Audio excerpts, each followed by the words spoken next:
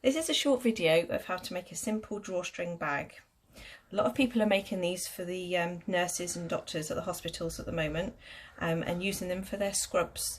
What they'll do is the nurses at the end of their working day will put their scrub uniforms inside the bag, do the bag up, take it home. They then don't have to touch their uniforms and the whole thing can go in the wash.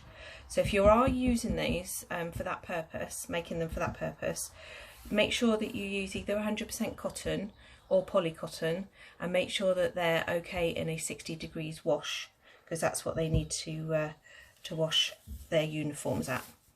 So we start off with a piece of fabric which is 50 centimeters wide by the width of the fabric. So I have my two selvage edges up here like this, and the fold of the fabric creates the bottom of the bag. If you have directional fabric, you're going to have to put a seam down the bottom end as well. So start off by sewing up the two side seams, and what I've done with these is I'm using French seams. So all the seams are, all your raw edges are enclosed and it won't fall apart in the wash after a few washes. So that side you sew a French seam from the top to the bottom. I've already done that part and I'll show you how to do a French seam now. On the other side you sew your first line of sewing, but leave a gap 5 centimeters at the top and leave that open.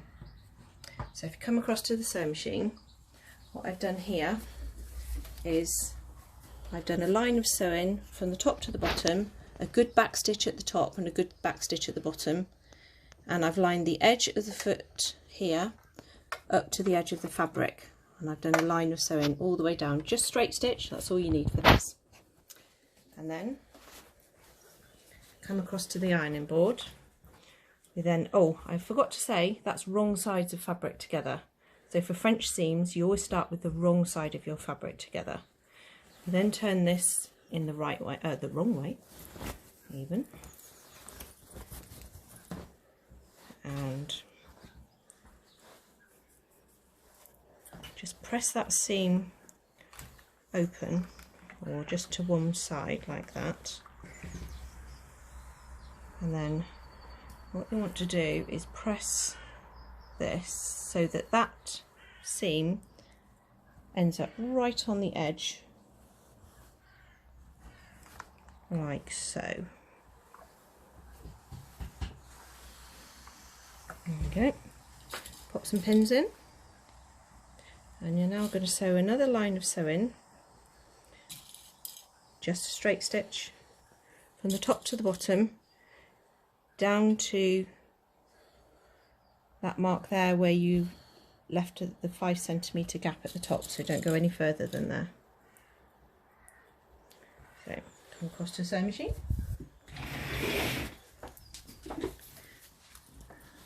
And now for this seam, if you line the edge of your fabric up to the 1 centimeter guide on your sewing machine, that ensures that you've now enclosed all those rough edges and none of those will be sticking out.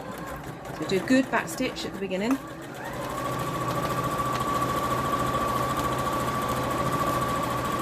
Just do a straight seam all the way to your pin at the end, where you've left your 5 centimeter seam allowance at the top opening. Do a good back stitch here. There we go. Then come across to the ironing board again.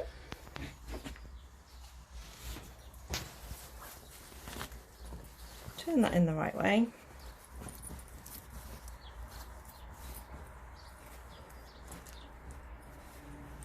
Now what we're going to do is we're going to make a channel at the top. But before we do that, if you then press those seams at the side where you've left that 5 centimeter bit at the top, the opening, press that bit that way, and that one that way. Now whatever you're using for your drawstring, make sure that you've got enough space to thread it through. So if you're using a piece of ribbon, what I'm going to do is press that way and then press it over again. That now encloses all those raw edges underneath, and then pop a pin in there to hold that in place. So this bit that you're turning over is a double turned, it's like a double turned hem, and this can be that deep, as long as you make it deep enough for the cord or ribbon or tape, whatever you're going to be putting through this at the end.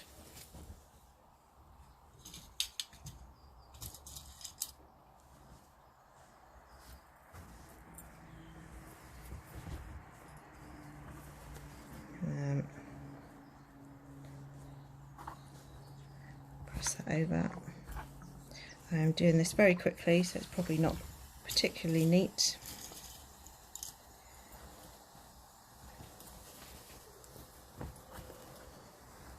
Dum de dum de dum.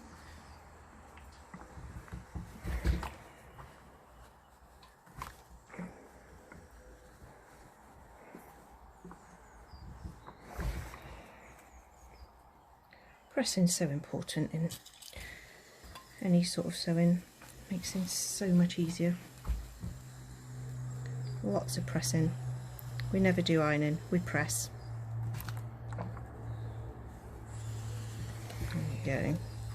And that last bit encloses, just pull that bit back so that when you tuck that over, it encloses that raw edge, like so.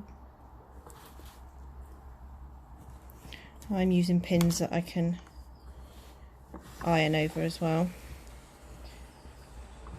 They won't melt under the iron. Okay, so come across to the sewing machine again. Now you're going to do a line of stitching, starting off here at the beginning. Do a really good back stitch, do that a couple of times just to hold that in place. Oops.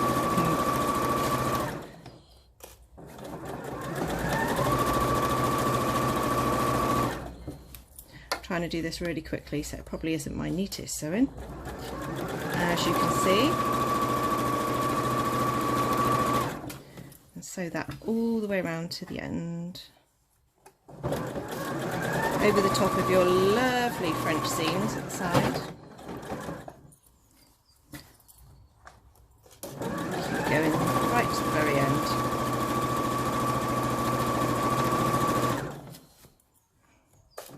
Oops.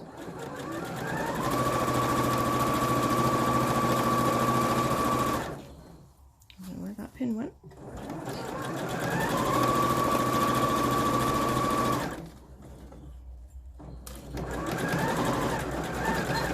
Do a really good back stitch at the end as well. There you have your bag. Now take your cord or drawstring. If you haven't got a fancy doofer to thread it through, use just a safety pin. Most people got safety pins at home.